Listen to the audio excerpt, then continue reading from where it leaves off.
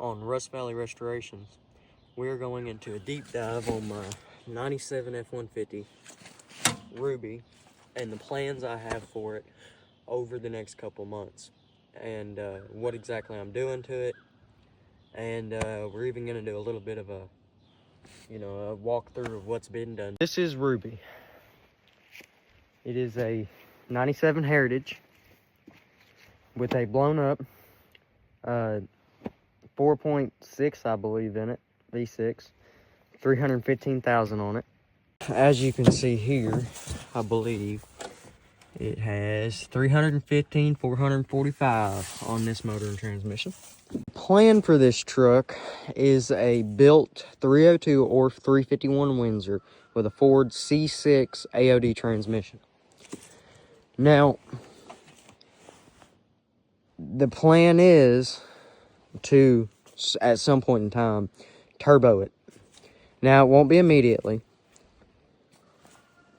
I first need to get it running. It's worth. This truck does have a pretty clean interior in it. As you can tell, it had some Kicker competition subs in it. And, yeah. As you can tell by that right there, she has been through a lot. So, until I get a tripod, this will have to do. The serpentine system on the motor. So as you can see here, I have already started to pull these fuse boxes out.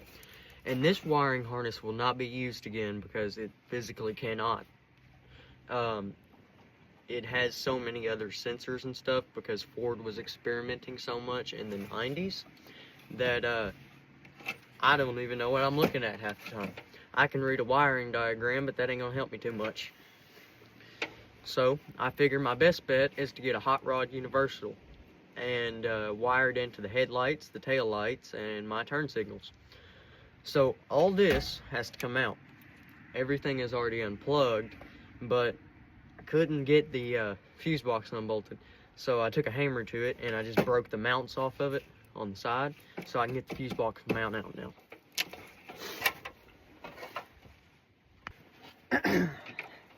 So on this fuse box mount plate, you will find two 8mm. Now you'll take your ratchet after you move this damn wiring harness out of the way, which is a thick piece of pretty much electrical tape. Right down here. Now, I would recommend using an extremely long extension for this, but I'm cheap and I cannot afford that. So, my gear wrench, my little gear wrench set and my heart ratchet will have to do for now. So you just break these two 8mm bolts, which is what most of this engine bay is held together by. Aside from the front end, that was a weird choice made by Ford, I suppose. They went ahead and used a bunch of 10mm for the front end, which I sort of get it, but it just don't make sense to me. But Chevy ain't got nothing on it. Everything on my square body is mixed between metric and standard. So I had to have two tool sets to work on it, and half the time I ain't got the tools for it. So it sure is a process.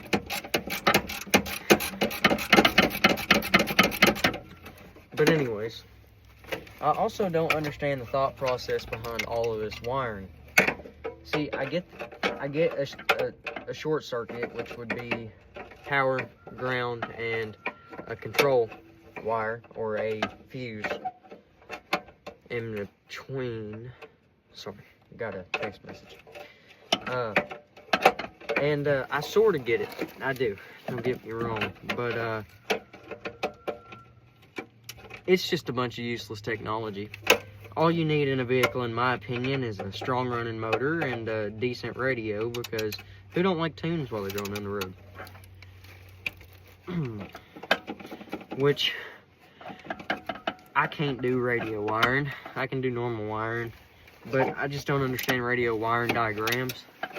Every time I look at one, I get confused.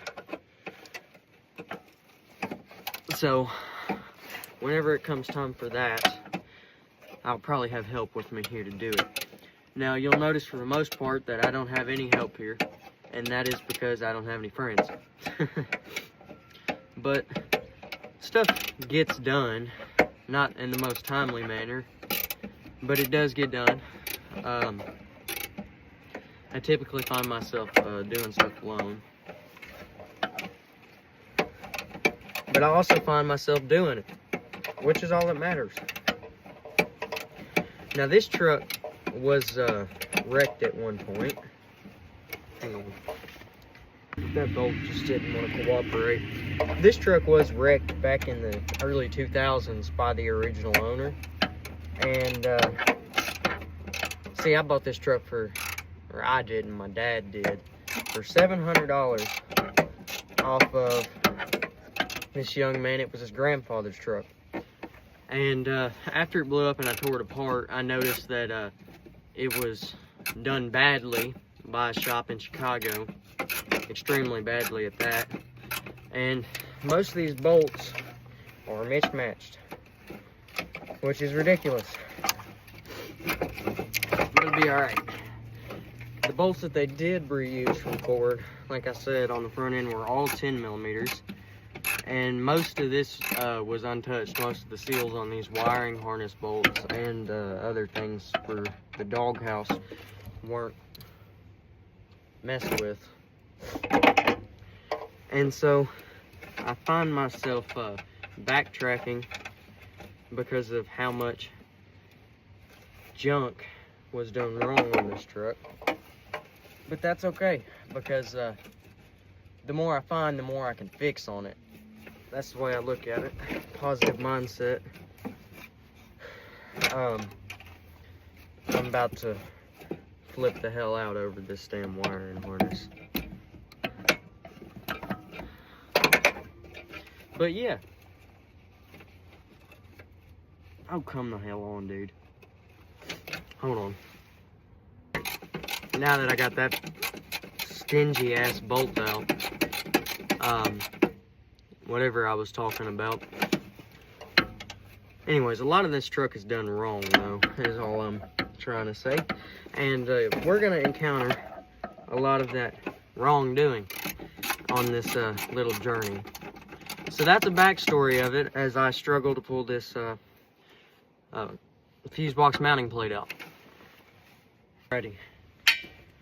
Now that I have successfully removed those two 8mm that were rusted extremely bad to the inner fenders, and don't worry, that scrap metal will probably be reused somewhere in here whenever I have to custom fab something. Now, I cracked my phone. That's nice. This is not the first truck that you will see on the channel, or the only truck, I mean. I do have a 84 Chevrolet K20 that is currently about to get a Summit motor put in it because I blew it up last week. And that was kind of the inspiration for the channel, I would say, because I'm tired of having no motivation to do it. So, come along, I guess. That'll be all for today. I know that's not a lot, and it's just, this is just an introduction to the channel, and I have some big plans for the truck. I just don't have anything to actually do today because I'm waiting on that engine hoist. So the next video will be out next week. I will try to upload once a week in between school and work. But yeah, next video should be the engine. I'm not confident there won't be any complications with that, but I do believe that I have everything unhooked. So if you guys have any suggestions, anything that you guys think I should do to the truck, leave it down in the comments, because I'm not 100% sure what I'm going to do after the engine swap. But me personally, I don't like to keep things stock. So we got to be careful with this thing. It's a two-wheel drive. And I'm not opposed to lifting it It's just, I like angles. You know, I like decent angles, not terrible ball joint angles. So, spindle drop, and then 3-inch spindles with 3-inch keys on top of the spindles. So, yeah, just let me know. And, yeah, that'll be it.